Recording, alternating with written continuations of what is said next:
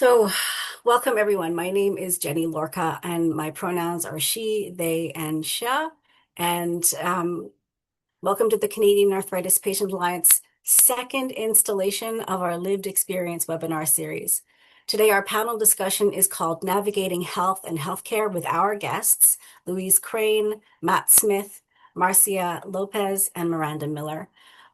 Again, my name is Jenny. I'm being supported by Lina Gazizova from CAPA as well. Thank you, Lina.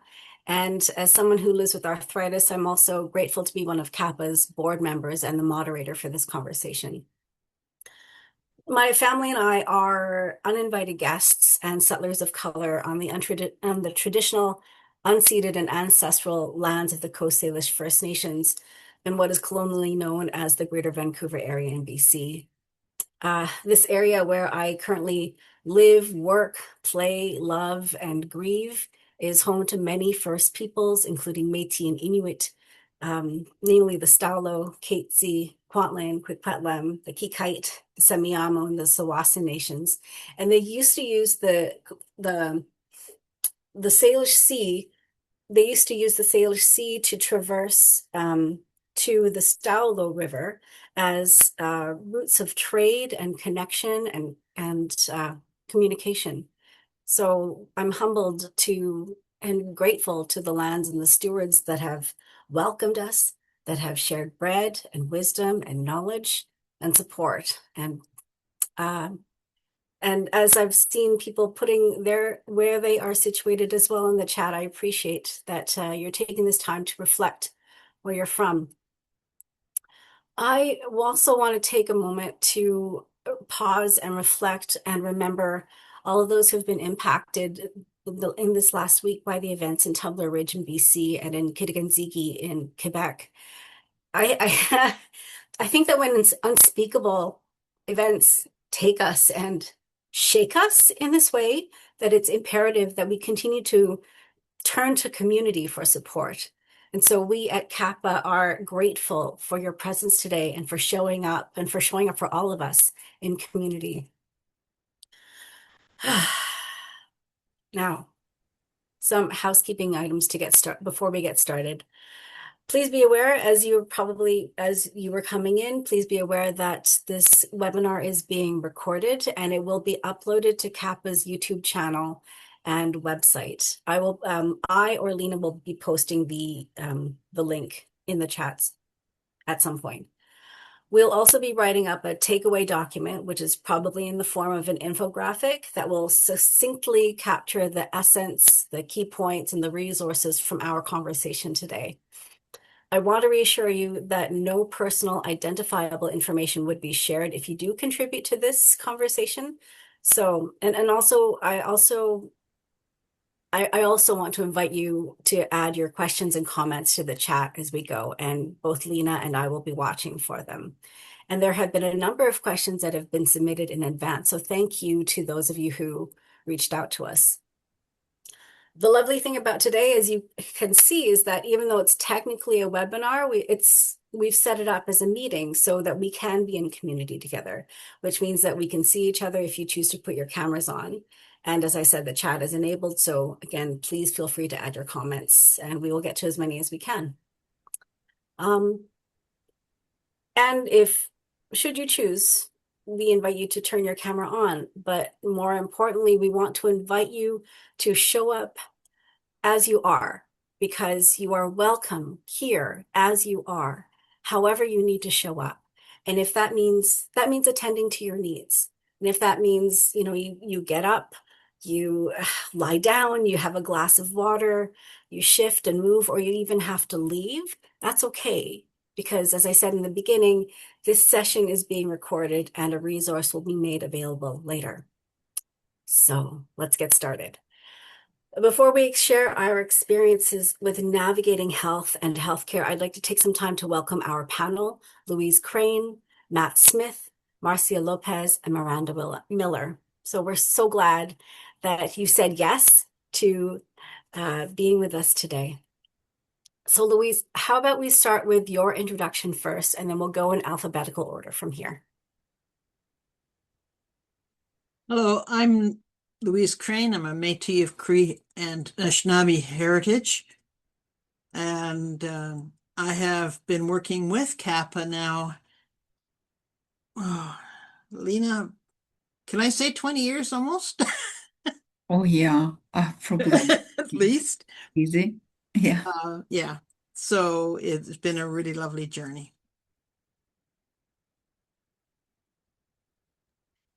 Thank you so much, Louise. And I know that you and I have sort of been ships passing in the night in various CAPA events and other sort of pain community related events. So it's really nice to be in this space with you today.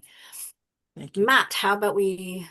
Oh no, we'll move to Matt and then Marcia. My alphabetical order really is terrible today. This one's slide. No. Hi, everyone. My name is Matt. I just want to recognize I'm coming to you from my home, which is in what's colonially known as Maple Ridge, which is the unceded ancestral territories of the Katzie and Kwantlen First Nations. Just want to extend my gratitude. My family and I get to work, live, and play here, and yeah, we love it here. So we're really grateful for that.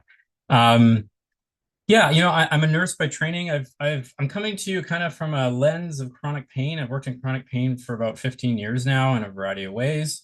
And I've really had the pleasure in the last 2 years to work for a provincial health improvement network here in British Columbia called Pain Care BC, which is really heavily involved in bringing healthcare partners together and trying to improve pain care across the province and really trying to build an integrated system, which we know it's not integrated, it's very fragmented right now. So I look forward to this conversation. And I just want to say thank you, Jenny, for including me because I know you asked me to be on this panel. So I'm just really grateful for that. And I hope to have more of this with CAPA. So thanks. Thanks so much, Matt. And it is my pleasure to, one of the privileges that I have about, and the pleasures that I have about being a moderator for this is that I get to invite people that I know who will be amazing. And thank you for saying yes. Marcia, speaking of another amazing I person. am one of the amazing. Thank you for inviting me. I am joining from Vancouver, and I want to thank Musqueams, Levitud, and Squamish nations for having me as an invited guest. I I am kind of like not working, so I don't know. I don't know who I am.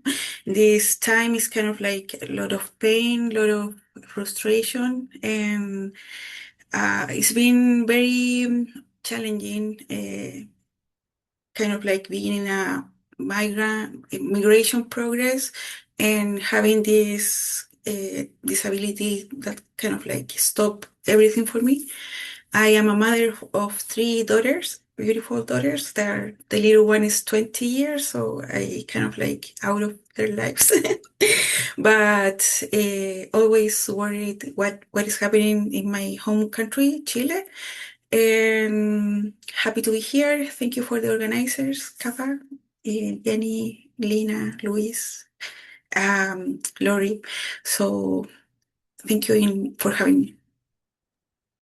Thanks, Marcia. Yeah, you struck a chord with me when you said, I don't know who I am now that you've been living with pain and arthritis. And I think that resonates for a lot of people when they live with life-altering conditions and events. So yeah, thanks for being here today. Miranda, thank you so much for being here as well. You're welcome. Hello, everyone. My name's Miranda. I'm joining from the eastern coast in Ontario, near the Kingston area, home to the Anishinaabe and Haudenosaunee territories. And I live here with my family. I am a mother of two. I have two very small children of 2 and 4 who are currently being put to bed forcibly against their will, probably right now, by my husband. And I'm quite new to the game, really. I work in research. I work in child health research, and I do work with patient partners as part of my job. But I've been living with arthritis now for 6 years. I always say that the stress of moving to Canada is what brought it on, and so I kind of got involved with CAPA very recently. So this is my first foray kind of into that. But I have been involved in research just as a participant as well as on the other side, on the researcher side too. So yeah, really excited to join in the conversation.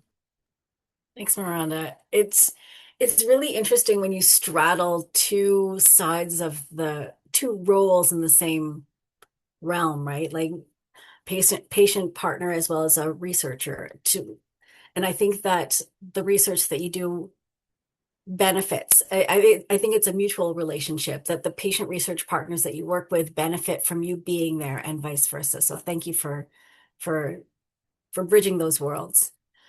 So when we first met as a group to talk about this, navigating health and healthcare, the one of the questions that I asked was what made you say yes to being a part of this panel? And so, one of the questions we generated together was, what does navigating health and life mean to you? So, Louise, are you open to starting to sharing what your thoughts are on that? As soon as I unmute again. Um, being invited to something like this has been quite an honor. As you say, those of us that have arthritis and have navigated the systems and whatnot often don't get an opportunity to have voice and to be heard and share some of our experiences. So it's been a great honor for that particular reason for me. And I'm thrilled that I've been asked many times to acknowledge and share some of the teachings of my heritage in an Aboriginal community, because it's again, it's something in medicine that has not been done a lot historically, and this has given me an opportunity to make up for that. Thank you, Louise. So, I'm wondering if, I mean, we had talked about at some point, I don't know if you want to talk about this now or you want to talk about this later, Louise, but you did mention about applying the medicine wheel in not just, I mean, in your whole life, like as in like holistically and in your whole life. So is this a place where you want to talk about it, or do you want to table it for later? I will table it for a little bit later. For sure. Okay. I'll let the others answer this question first. Yeah. Okay. How about we move to Miranda? What does navigating health and life mean to you? Yeah, so this, I guess I'm coming from it probably a similar place to Marcia actually, because I moved to Canada. It was a brand new place and system. I was also going through that immigration process, so solidarity there because I know it's horrible. And it's very challenging not only to navigate this new thing, but also to navigate this a new healthcare system, because even coming from the UK, there are quite a lot of differences for between those two healthcare systems, and so it's quite. And I think even if you are literate in a healthcare system, it's still really really challenging to navigate. So I guess for me, one of the big things was just trying to educate myself and learning how this was supposed to work, because I I didn't really feel like I had a choice. It's the healthcare system or the healthcare system. There was one presented to me. I didn't have options there. And so for me, it was very much trying to figure out, where to go from here. And, one of those comments earlier about, I don't know who I am. And that really did resonate with me because, when I came to Canada and I was, I should say when I was before I started showing symptoms of arthritis. Let's go with that. Let's not blame the Canada move too much. I was an athlete. I was a competitive athlete, and now I'm not. And so that kind of identity crisis is, very much part of that journey, I suppose you could call it, that you have to go through when sort of navigating it, not just part of the healthcare system, just part of your life. And I can say that for me personally, with that identity crisis, filling it with something else is what helped me. And I filled it with knitting. I'm really good at it. And I have small children that I knit for. Yeah. One of the things that you had mentioned much earlier in your introduction, with your small kids, as you were talking, I was thinking it's not just you who's learning to navigate the healthcare system, it's you and your family unit, right? And so it's how do you living with arthritis, living with not just and working with specialists, working in the field that you work with, there must be something lost in translation sometimes. Yeah, for sure. There's a comment here from Hina that says they can relate deeply. As an immigrant, it was incredibly hard, and for an entire year they felt unheard. And Hina works in research as well. Despite that, it was really, really difficult. So thank you, Hina. Marcia, are you? I am here.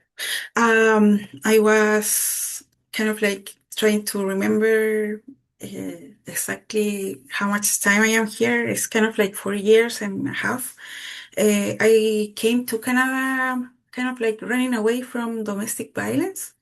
It was very sad start, like I came like a powerful woman, like uh, sure, and decided to start a new life and erase all the madness of my life.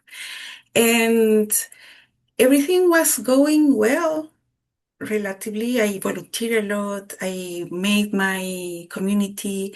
I started a training as an electrical worker because I worked as a travel agent back home, but my fluency when I got my work permit wasn't enough.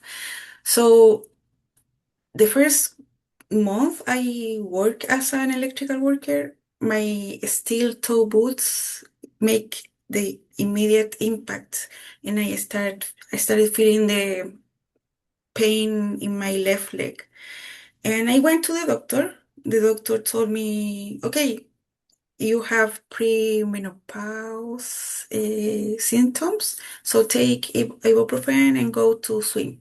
And I did what she told me.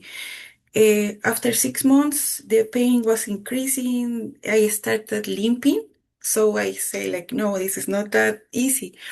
I went to the physiotherapist. Then he sent me to the chiropractic. And in that time, like passed another 6 months. And then the chiropractic ordered an MRI. And then the doctor sent the MRI. It was kind of 1 year waiting for the MRI to get ready. And after the MRI, I was so scared because you always think like they're gonna discover something more terrible. And it's terrible. I can't deny.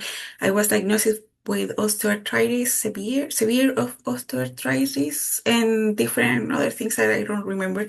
But it was kind of like, what? I am not that old. That was my first thinking. And in a way, it was kind of like, what happened if that lady that saw me the first time would send me immediately to see an specialist or something, or take an X-ray or something like that. So, um, and this from then to now is 2 years already waiting, and my last orthopedist appointment shows like my bones. That's what the doctors say, like your bones are finally crumbling. So now we can put you in a semi-urgent list. So I don't know, it's kind of like coming from a desk to work as a powerful woman and then kind of like stopped, and I don't know what is going to happen after the surgery. I don't know if I'm going to have documents to get the surgery. I am in a critical time, and I think this kind of activities, when you can share your points of view and you can save maybe another migrant of having the same issue, make me feel like hopeful, like we can change something, you know? So thank you. Thank you. You bring up a really an often unseen aspect of navigating healthcare, Marcia, which is the experience of migrants and immigration and all of the hurdles and the hoops that you have to go through. As you said, you're at a critical point. There are documents that are due. You're on an urgent list and or a semi-urgent list, and you're still living in pain. And it's a lot of compounding layers that you have to deal with. So we're grateful that you're here. We're grateful to have and to share your perspective. Um, yeah, there's lots of things that all of you have touched on, and I want to shift to Matt because as a healthcare provider, as a healthcare professional, I'm sure that you've seen and listened to and witnessed many of these kinds of stories, and also as somebody who is a deeply caring and competent person and professional, how do you how do you see how do you see navigating health and what does that mean to you as a person? Yeah, thanks, Jenny, and thanks for those kind words. And I think I want to start off by just acknowledging and recognizing that, yeah, it's challenging and it's hard. It is. We live in a fragmented system. It's very siloed. It is not coordinated and it's not well integrated. And so I just want to, acknowledge that as a healthcare provider, yes, but even I'm a patient too, right? I engage with the system as well. Maybe not from a pain perspective or arthritis perspective, but I do in other ways, and my family does too. And so when I think of navigation, I mean, the words like direction, guidance, support, almost like roadmap, like where do I start? Where do I go? What are my options? What are my options? Give me some informed decisions that I can make for myself. How about even just co-deciding with me, And so when I kind of look, again, I'm looking at this specifically in BC from a pain perspective. But I see a lot of gaps, if you will, in the system. And I'm going to guess this is similar in other provinces too. And I think some of this has already been said. I think stigma and bias and validation or the lack thereof is a huge gap right now, right? I mean, people, how many stories have I heard, even maybe already today, and I'm sure maybe more will come out on, I don't feel believed, I feel dismissed. They're thinking it's all in my head. I don't even, now I'm starting to feel, am I crazy? Like what, no one seems to believe me. Right? People are clinicians and providers can focus sometimes a lot on pathology and the medicalization of things, which have a role, of course, but then they forget, especially when we talk about pain, about how it's like a whole person perspective. It's not just about my physical symptoms. It's also about how I engage in my world, my mood, my relationships, my work, my sleep, the list goes on. And so I think that, is a really big gap and I think can really erode trust. I guess as some of you have actually had that, right? You've lost trust in the system due to some experiences you've had. If I can keep going, just a couple here, more pieces on this. Let's talk about access and equity. I think that's a concern and that's a challenge. That access to care is limited depending on a variety of things. If depending on my financial situation, right? Can I afford it? Maybe a family doctor, nurse practitioner, etc. is covered, but how about physio, RMT, chiro? Again, the list goes on. So cost is a huge thing, or can be. And talking about family doctors or nurse practitioners, do I have one? We know there's a massive population of people that don't, and maybe obvious, but if I don't have one, how do I access some of these other levels of care, specialists, etc. Right? I can't if I don't have that. And then there's I think an issue around limited awareness of resources and support out there. One thing I've learned is that when we talk about primary care, so family doctors, nurse practitioners, people working in the community, that's often the entry level, right, to accessing care in our country. And anytime I've engaged with a lot of these folks, especially if we're talking about, hey, these are all the pain resources out there, a lot of what I get back is, wow, I had no idea. I didn't know this was even out there. And if you don't know about it, how are our patients or people living with pain also know about it, right? And so I think that's another big piece. I don't know. I can keep going on, but I don't want to take up more time. Yeah. I mean, yeah, I think, again, I think even, another piece to this too is multiple providers working in silos, right? Being on wait lists. How about wait? Right? Wait times are a massive issue. What do I do while I wait? Or what do I do? I think there's another issue there. I think people will find they might get referred to a specialist, they might get referred to a clinic. I might have to wait a year, and I just kind of sit there. What do I do? What can I access right away? What can actually help me on my journey? And I think that's what these advocacy and community programs can be really helpful with. So Thank you, a Matt. little bit of what I've experienced Yeah, working in the system. yeah, and I mean, we could branch off. This could be like 7 other Yeah. webinars talking about access, equity, resources, support. And so thank you for that because, and all of your responses have brought up these are touching. Sorry, I'm looking at the chat and how responsive everyone is sharing their stories of, stigma and ageism and absolutely the experiences of being invalidated and not heard and not listened and seeing as subhuman. Um, thank you. Uh, Louise, I see your hand. Yeah.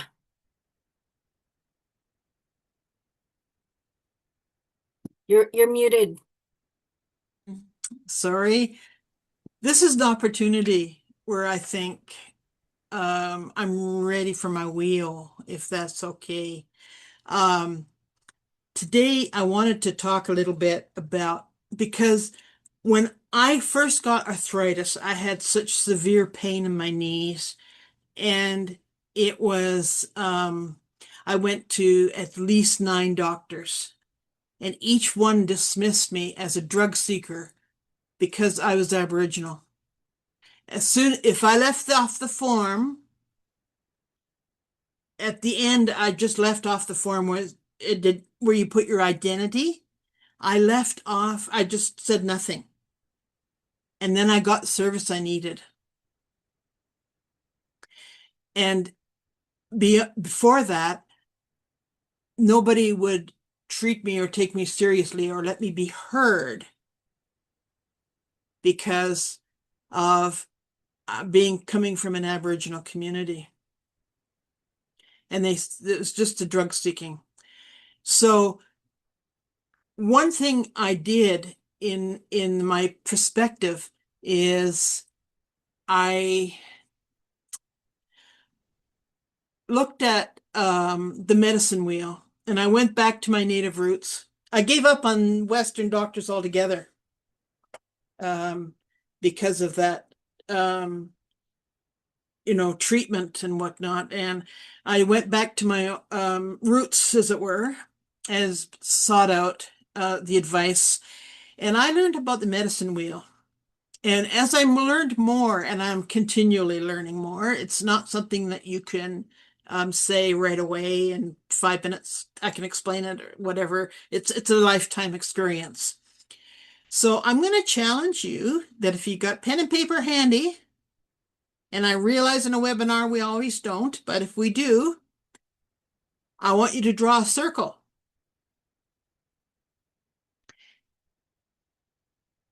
And in that circle, I want you to divide it into 4 segments, vertical and horizontal. Now, I was asked to give some references for the medicine wheel. And if you look on YouTube, you look on Google, whatnot, you'll see umpteen different versions of it. This is a very personal version. It was given to me by 3 elders in my community. And I thought it was interesting because all 3 were from different nations. One was Blackfoot, one was Cree, and one was from Dene from Statina. So it was fascinating that they sort of told me very similar things about my particular wheel. And I want to share this with you so that if you take the right hand upper quadrant, that's your physical body. That's where we've got our arthritis, right? We've got our joints, our pains, our cells that aren't quite jiving with our body and causing a lot of pain and discomfort. And when you treat your physical part of yourself only, you won't have success. You will not be complete. It is strictly, yeah, they can give me some pain meds for the discomfort. They can give me some meds so I can sleep. Sleep deprivation when you have arthritis is huge. And then, so you go into the next quadrant, and it's your right hand lower quadrant. And that is your spiritual part of your being. You have to have faith that your arthritis is going to be dealt with. How many of us, Marcia, your story just resonated with me. And Miranda, coming in and trying to navigate the system, and trying to find out what people are believing in you and what you start to believe in yourself, and whether it's creator or just other people, just that belief system is all part of that spirituality. And you have to have this system around you that believes in you. And when you hit a practitioner that actually takes you seriously for the first time, you go, oh my God, you know, what a miracle this is. It's awesome. Now, the next quadrant on your lower left is your mental. The stress and mental health, when you're in pain, when you're not being heard, is definitely compounded many, many times. And so I did I actually had an interesting connection, because one of my visits to my doctor about my arthritis, there was a lady in the waiting room meditating. And I have never done a lot of meditation. And I mean, even we're supposed to meditate when we do our sweat lodges and stuff like that. But I sort of separated that from my actual thing. And I joined her. And honestly, by the end of her session, I almost didn't need the doctor. Because it was a complete being of my mental state I was relaxed. I was in a Zen form sort of thing, speaking, and a lot less pain. And then I can actually really helped me formulate the words that I needed to say to the doctor as to what I needed and how can I, go from there. So in the last segment, the last quadrant, you're looking at the upper left hand, and that is your intellect. It's different than mental. It's different than the Zen. The intellect is what CAPA is to me. Over the years, CAPA has taught me and connected me with so many academics and so many good readings and videos and everything on how to manage my pain. And it just made me feel complete. It made me look at my wheel of the physical, spiritual, mental, and the intellect, and made me feel whole. And I had to give that for CAPA because I got that community support that kept that wheel together in the different seminars over the years.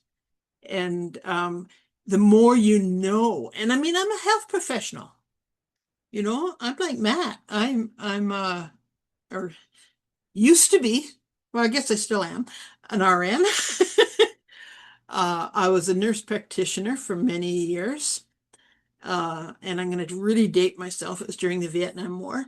So it was definitely a case of I should know better. But when the arthritis hit me, all of a sudden that information just went off into la la land somewhere. And I just had to recoup it. And when I learned about the medicine wheel and I learned about how holistic health should really look like, then I honestly have gotten a lot better. And I was one of those ones that blessed when they worked on my knees. It worked for me. I get little or no pain. You know, I've got some back issues that are beginning to flare a bit, but now I understand it. And I know what to do. And I go back in my wheel and say, where in the wheel do I need to be this week? So with that in perspective, I'm going to say that the whole idea of community and basing, if you look at yourself as a whole, if doctors and therapists and people start looking at you as a whole, not just this bone that's brittle and looking weird in a x-ray, but as a whole person, and treat you as such, and treat you with a lot more respect than I received from those first few doctors. And I have to say that now I could proudly say that the doctors that I've got now are gems. Absolute gems. So it's definitely, Carol has said in here that the community means so much and need to be supported. You're so right. What I hate in Calgary, and I give you an example today, it's minus 25 to 35, depending where we are in the city and how the wind blows. And it's icy and snowy. I've got to go get my mail in the mailbox, which is 3 blocks away from my home. We no longer get house-to-house delivery in Calgary. We have these community mailboxes we walk to. Somebody with arthritis, in this weather, do I want to slip and fall? Is my pension check that's probably sitting in there, do I need it really right away? And you really think and then reset your priorities. And I go around the wheel, sort of saying physically, I cannot handle that walk. Spiritually, well, Creator will look after me, I'm sure. But I think He also gave me a nice home to live in that's warm and non-slippery. And so I should stay, right? And the mental part of me is that I don't need that check right away. I can hold off for a day or two. And then intellectually, I'm sitting there. Yeah, it confirms everything that I thought previously. So if you can find a wheel, there's lots of stuff on YouTube. They're all different colors. They're all different directions. The 4 directions we talk about how we can have the animals correct us and stimulate us. But when I face to the east and I look at the eagle, and the eagle provides me the big picture of what arthritis is all about and what can be done. I also face to the south where the mouse teaches us how to live very frugally and very wisely with right close to Mother Earth. And then go to the west, to the buffalo, and the buffalo provides us with everything we need. We might have to fight for it. We might have to fight for that extra brace to be covered by Medicare. In the Aboriginal community, not everything is covered. They think that we go have a free ride because if you're treaty, you get special health benefits, but they're not complete. They're very, very basic. They don't cover any of the new medications whatsoever. So those sort of things you have to think about. And then looking at the north, and you look at the caribou and how the caribou survives, and us with arthritis, how do we survive the harsh, cold winters in our life? Not necessarily wintertime. I mean, I can look outside and go burr, but it is the realities of not being heard. How do we survive that pain? How do we survive not having relationships because we turn within ourselves and isolate ourselves because we can't feel that we can go places? You know, I was thinking last weekend of going to some events, but you know, I was achy and whatnot. And I was thinking if I got on a public bus, I'd have to go from point A to point B. And by the time I got to point B, would I be able to move and function? So I didn't go, creating more isolation within myself.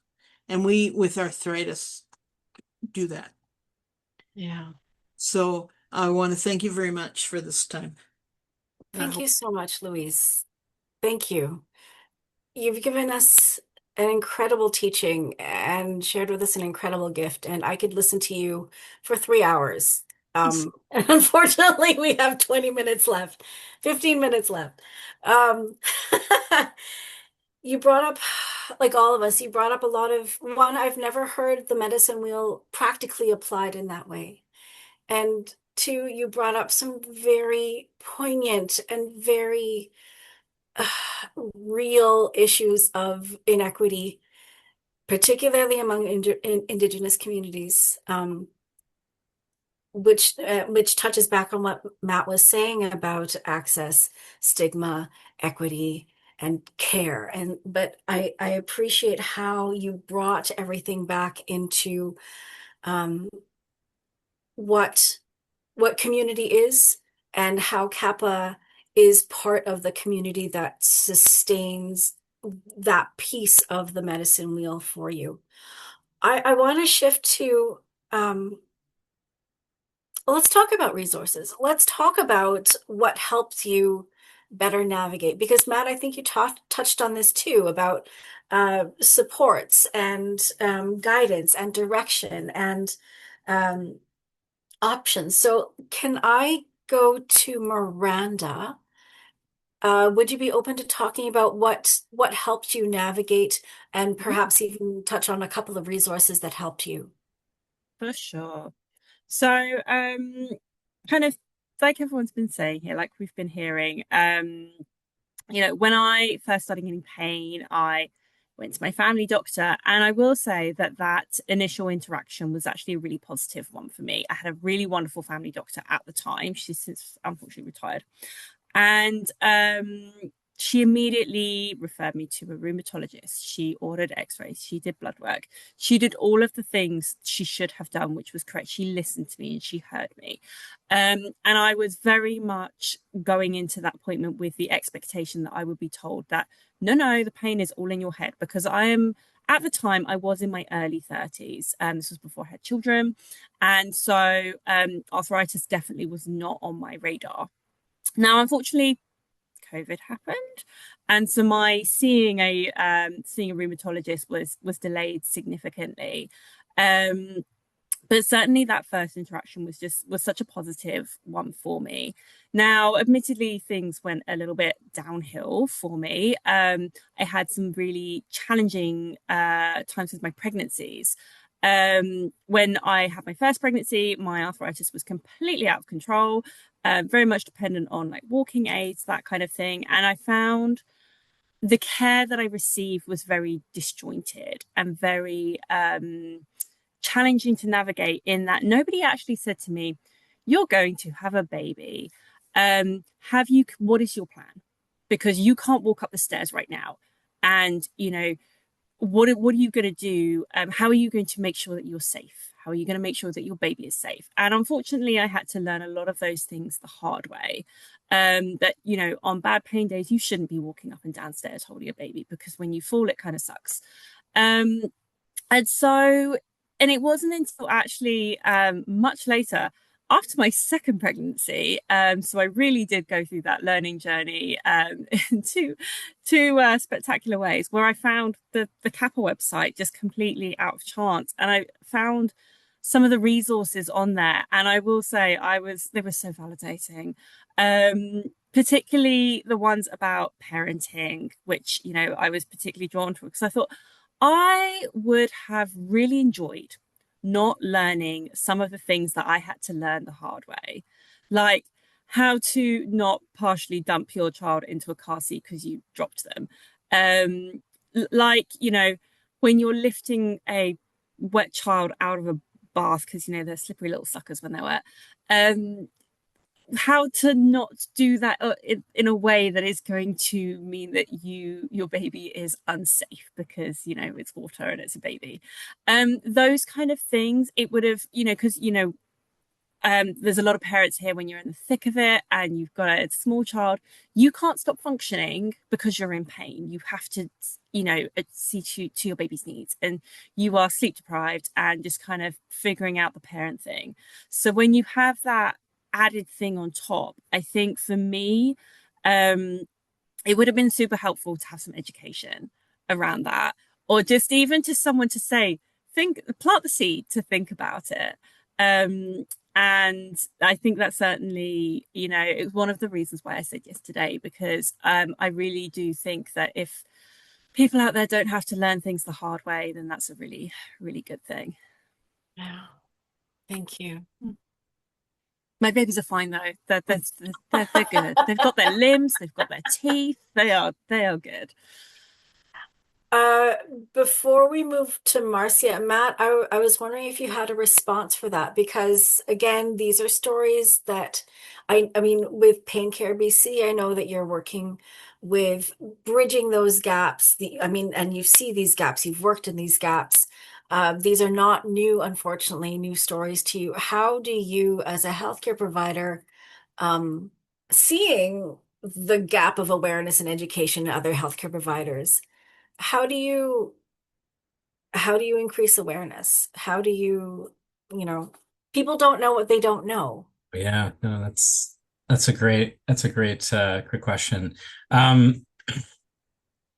I mean, I think, yeah, maybe where I'll go with this. One of the things I've been passionate about, just based on what I've seen in the last 15 years, is so I guess first off, education on pain coming out of schooling, and I'm talking about providers, I'm talking about all clinicians, all healthcare providers, is very minimal. Maybe that isn't a surprise, but for those that don't know, it's very, very minimal. In fact, veterinarians have more education on pain than any other healthcare discipline.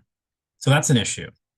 So for one thing, we're actually looking here in BC at trying to improve that. So actually looking at schoolings to say, hey, is there a way we can actually beef up the education for pain so that when people are coming out of schooling, regardless of where they are going, whatever area of practice, they have a better foundation and they're equipped more. But I think where I'm seeing maybe some more, I'll use the word opportunity, is within primary care. And that's something I'm really passionate about.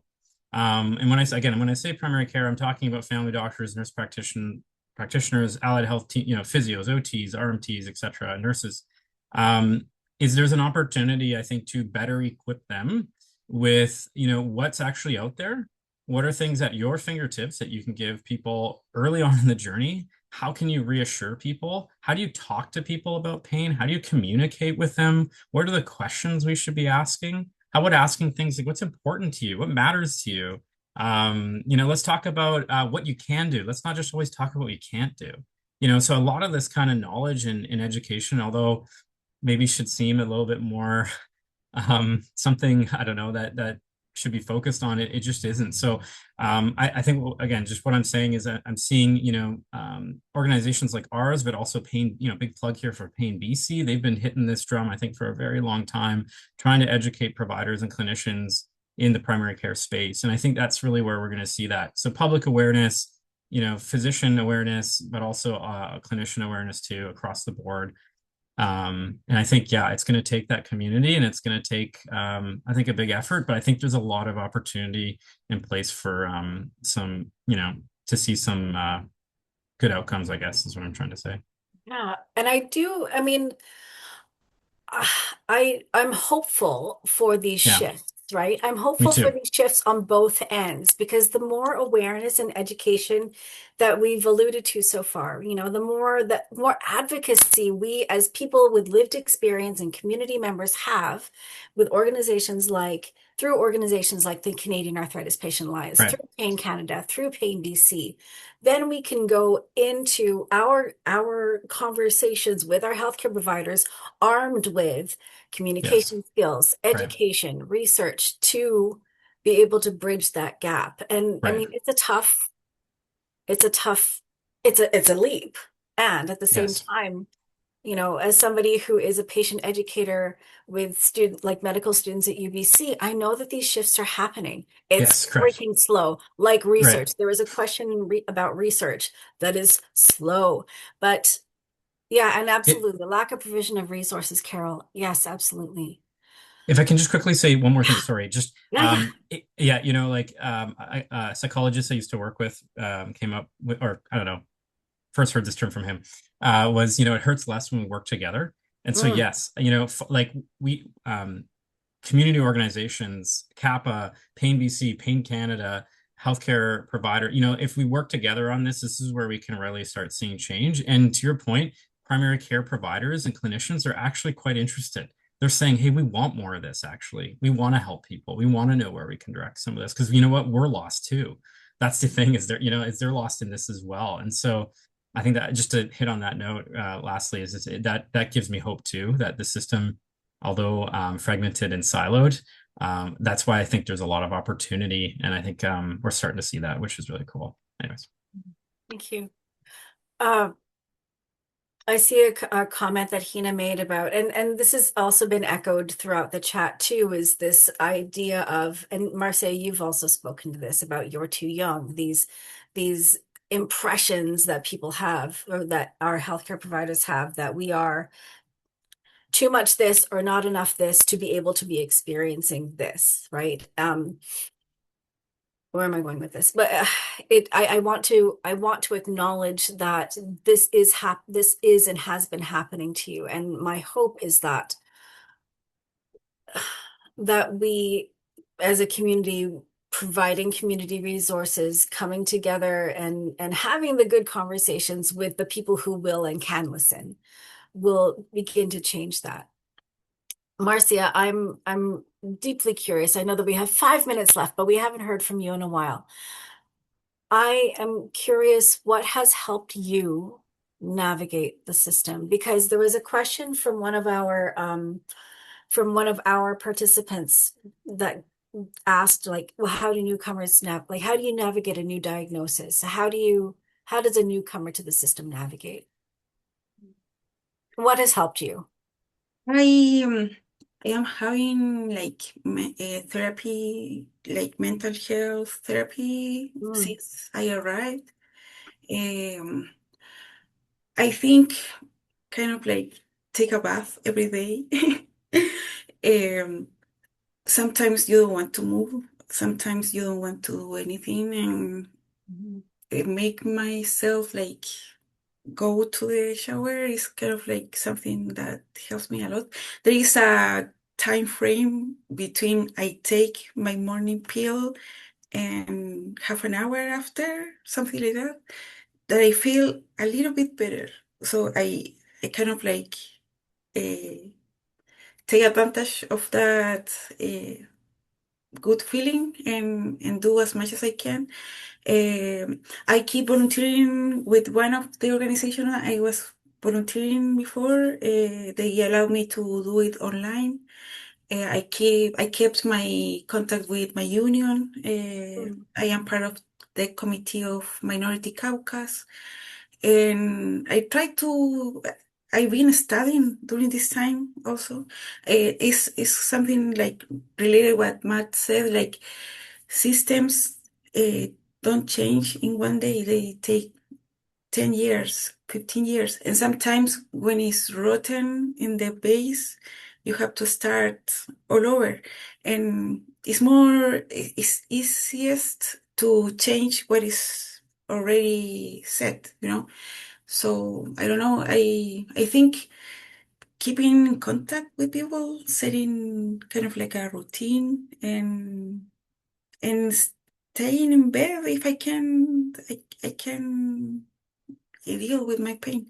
Is every day worse, and I every step is kind of like I feel like I'm dying, you know, and it's difficult. It's difficult to take pills. Also, I never took a pill in my life. Never, never, never. And and now I am full of pills. So it's a whole uh, learning opportunity. I don't know where it's gonna be, but I feel like I'm gonna be more powerful after. Thanks, Marcia. I'm, I mean, you just demonstrated to me how you apply the medicine wheel that Louise taught us, right? You are seeking community. You are looking after your physical body by slowing down and taking care of it. You are seeking the help of a mental health, um, like seeking mental health support. You are increasing your knowledge and awareness. So thank you for that beautiful demonstration of applying the medicine wheel. Uh, we have about 2 minutes left. So Matt just said, I also want to say that I see a movement where healthcare is starting to partner more with people with lived experience, which I think is crucial to improving access, programming, etc., and not just partnering, but actually co-developing and giving more voice to those living with pain. For people with pain, developed by people living with pain type concept. I love seeing that happening more, and something we at Pain Care BC are trying to influence as well. And I mean, and that's how I'm getting to know Matt is through these initiatives, and I'm grateful for it. Oh, I mean, really, this could have been this in itself could have been a series of 4 webinars easy, and we have run out of time. So I really appreciate all of you, Louise, Miranda, Matt, Marcia, Lena, and everybody who's contributed to the conversation, whether in the chat or just reflecting, or those of you who provided us questions to think on beforehand. Um, the chat, this, as I said, this webinar is recorded. The chat will also be recorded as well. A resource will be provided that captures the essence of the chat as well. Like, so just in case you think that you haven't been heard, we see you. We've read these comments. We might not get to all of them, or we might not have gotten to all of them today, but we witnessed this, you know. Yeah. So again, I want to thank Louise, Miranda, Matt, Marcia for for your presence, for your willingness to share your stories, for teaching us about you and the systems and the communities that you move in. I'm grateful to Lena for providing the support. I'm shouting out to Lori for always supporting us. Um, yeah. So we will end here, I think. Thank you so much for being with us today.